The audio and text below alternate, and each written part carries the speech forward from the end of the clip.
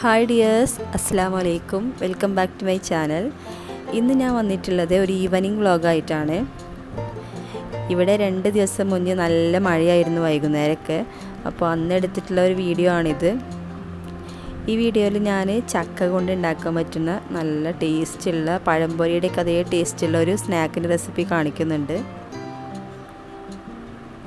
അപ്പോൾ നല്ല ഇടിയൊക്കെ വെട്ടുന്നുണ്ട്.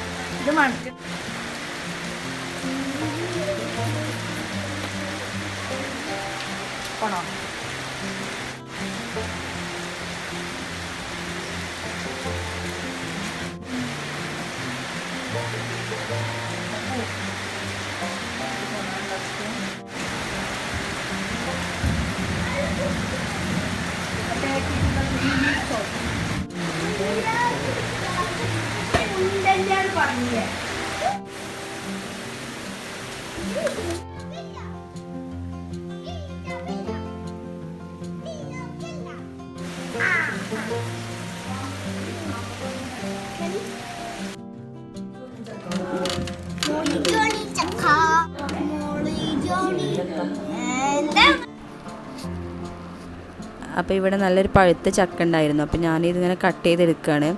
ഈ ഒരു റെസിപ്പിക്ക് വേണ്ടിയിട്ട് നമുക്ക് വരിക്കച്ചക്ക എടുക്കുകയായിരിക്കും നല്ലത്.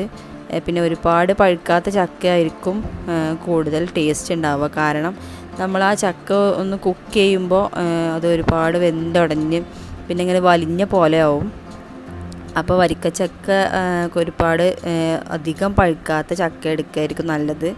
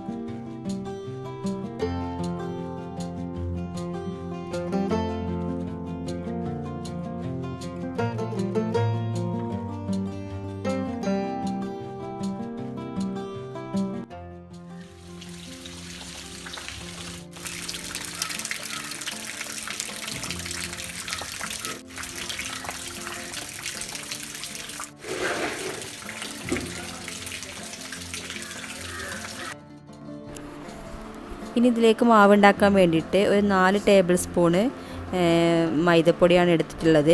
അതിലേക്ക് 4 ടേബിൾ സ്പൂണ് ഗോതമ്പ് പൊടി ഇട്ട് കൊടുക്കാം.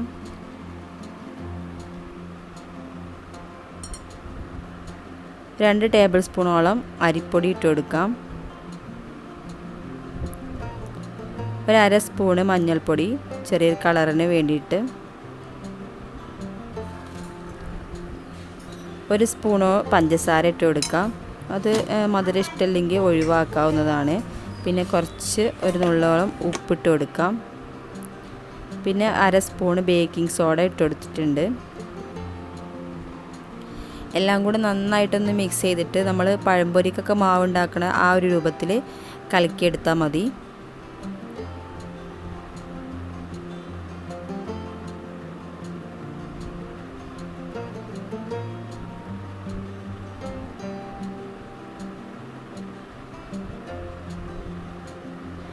ഇപ്പോൾ നമ്മുടെ മാവ് റെഡി ആയിട്ടുണ്ട്. ഈ ഒരു പാകത്തിലാണ് ഞാൻ കലക്കിയെടുത്തിട്ടുള്ളത്. ഇനി ചക്ക ഇതുപോലെ പീസാക്കി എടുക്കാം. ഇത് കുറച്ച് പഴുത്ത ചക്കയാണ്. എൻ്റെ അടുത്ത് പഴുക്കാത്ത ചക്കയുണ്ട്. ഞാൻ രണ്ടും കൂടി മിക്സ് ചെയ്തിട്ടാണ് പൊരിച്ചെടുക്കുന്നത്.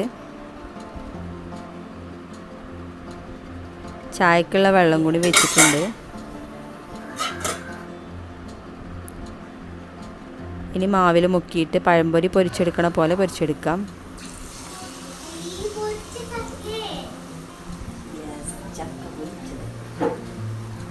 ഇതിൻ്റെ ഉള്ളിൽ ചക്കയാണെന്ന് പറയൂല. ഇതുപോലെ പൊരിച്ചെടുത്താൽ നമ്മൾ പഴംപൊരിയാണെന്ന് തന്നെ വിചാരിക്കുള്ളൂ. നിങ്ങൾ ട്രൈ ചെയ്ത് നോക്കിയിട്ട് കമൻറ്റ് ചെയ്യാൻ മറക്കരുത്. പിന്നെ ചക്ക ഇഷ്ടമില്ലാത്ത കുട്ടികളൊക്കെ ഉണ്ടാവും. അവർക്ക് ഇതുപോലെ ഫ്രൈ ചെയ്ത് കൊടുത്താൽ മതി. അവർക്ക് നല്ല ഇഷ്ടമാവും. കാരണം പഴംപൊരിയുടെ അതേ ടേസ്റ്റ് തന്നെയാണ് ഇതിന്. അവർക്ക് പെട്ടെന്നൊന്നും മനസ്സിലാവില്ല അത് ചക്ക ഫ്രൈ ആണെന്നും. ഇനി ബാക്കിയുള്ളതും കൂടി ഇതുപോലെ പൊരിച്ചെടുക്കട്ടെ.